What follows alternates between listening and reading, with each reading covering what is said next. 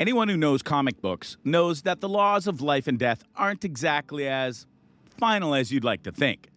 Once upon a time, death was absolutely permanent, and it was unthinkable that a character like Batman, Superman, Captain America, Spider-Man, and so on could die.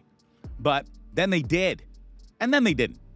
And for the character known as The Flash, all versions, death is just another comic book story to showcase how infinitely powerful they and the Speed Force is. And if you don't believe us, you're going to very soon. So, allow us to show you 9 times The Flash almost died. Flashpoint.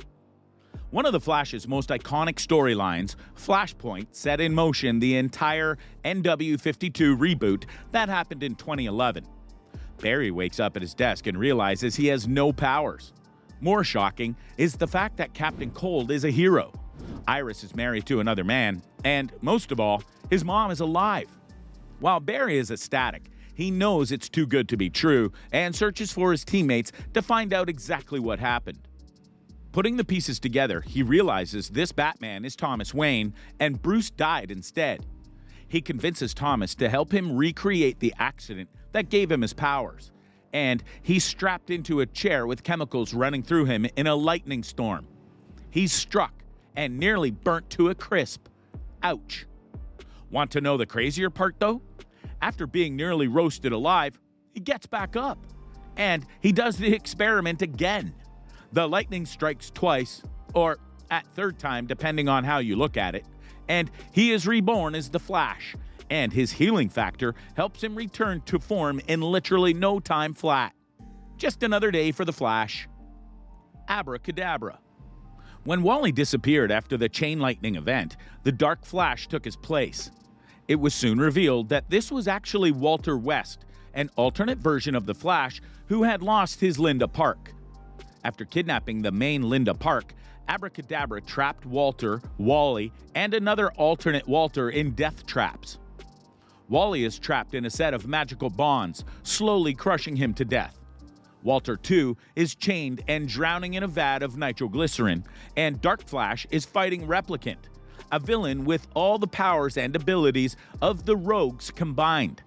Luckily, the heroes manage to defeat the villain by combining their vibrations into one body and become much more powerful. Abracadabra is actually one of the Flash's most important villains in terms of impact, as he was the catalyst behind the trial of the Flash, and not surprisingly, was brought into the Flash TV show multiple times. Cicada. An odd supervillain who made his debut on the television show in Season 5. Cicada was the head of a cult compromised of people that the Flash had saved. Every time Cicada killed one person, he grew in power. He recruited Magenta to capture the Flash, and Wally awoke underground in the center of the cult gathering. Cicada's plan was to sacrifice Wally, and using his life force, he'd be able to bring his wife back to life. Wally's blood caused the woman to rise, but she was a husk, and revealed Cicada was the one who killed her. Luckily for Wally, his friends at the KCPD found the cult and rescued him. Obviously, this was not the storyline that was used in the Flash TV show, for obvious reasons. But it was proof that even some of the more low-key Flash villains were able to go and get an advantage, no matter how slight, against the Scarlet Speedster. Blackest Night. One of the greatest Green Lantern stories of all time, Blackest Night is likely the magnum opus of Geoff Johns. When Black Lantern rings flood the DC universe, familiar heroes and villains from far and wide are resurrected from the dead as zombified lanterns. The entire living DC universe comes together to stop the threat, and they are eventually able to use the power of the white light to win the battle. While this is mainly seen as Green Lantern's story, Barry Allen is as much of a key player as Hal Jordan is. Barry is the person rallying every superhero on Earth together, stays and protects heroes like the Atom, Mira, and Firestorm, while Hal is in space, and he even has to face the resurrected Reverse Flash. It was a very intense event, and while the heroes did prevail in the end, it was something that scarred them for a very long time. Darkseid War. The Darkseid War event introduced us to the Justice League like we've never seen them before. Each member gained the power of gods, and almost all of them had a drastic change in personality as well. Superman became much more aggressive as the god of strength, Batman became all-knowing when he sat in the Mobius chair, and the Flash was possessed by death itself, the Black Racer, and killed Darkseid. Barry did not initially accept his role as the god of death, refusing to take the life of anyone because heroes don't kill. When the Black Racer threatened to kill Iris, Barry went after the god himself and used the Sith to kill Death, unleashing it free unto the world. Obviously, Barry was able to get out of his predicament, but it was not easy, and the race against Death itself was honestly a very visual, stunning thing to see on the comic pages. Future Flash. While Savitar was introduced as the Future Flash in the show, the real Future Flash is very different in the comics. When Iris and Wally West get into a car accident, Wally dies and Iris is paralyzed. Blaming himself for not being there, Barry becomes a much darker hero. He murders the Reverse Flash, Mirror Master, and Grodd before turning his attention on the past.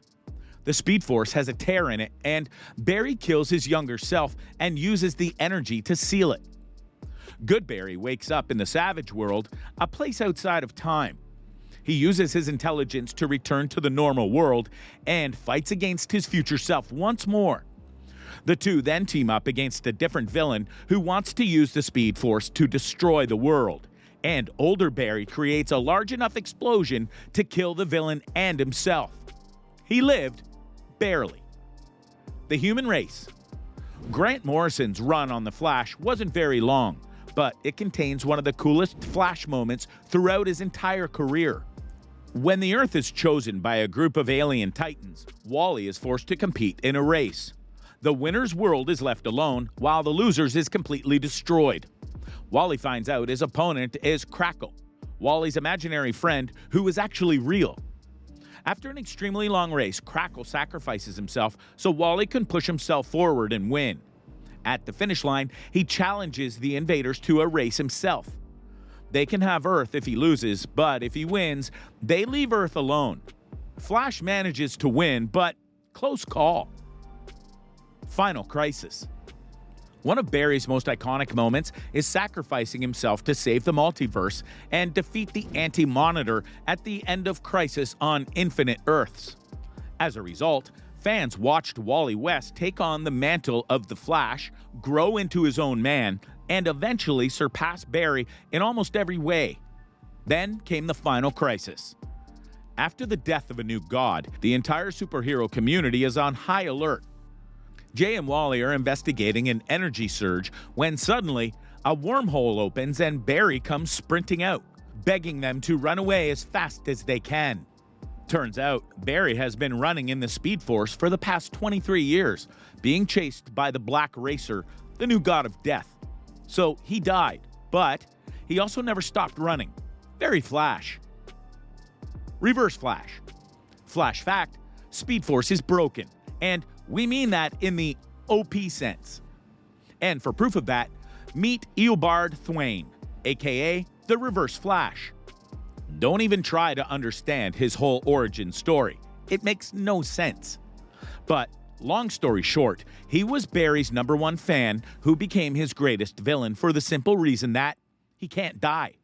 He's a living paradox that allows him to die, and then his own negative Speed Force will either bring him back to life or he'll return from another point in his timeline to go and do what he feels needs to be done. What does that have to do with the Flash? Well, because of his one true timeline, Eobard can't kill Barry Allen. Long story. But that doesn't mean he can't go and screw with him, torture him endlessly, and nearly kill him, which he does all the time. He is the definition of petty, and anytime him and the Flash square off, death might not be on the table, but it's hardly a painless endeavor. So what do you think? What do you think of this look at the Flash and how the character has almost died multiple times and yet kept on kicking and running? Do you remember these storylines? Which one of these near-death experiences did you feel was the best? Do you feel that the death in comics should honestly have more of a meaning in modern times? Or Is that a wall that can't be repaired?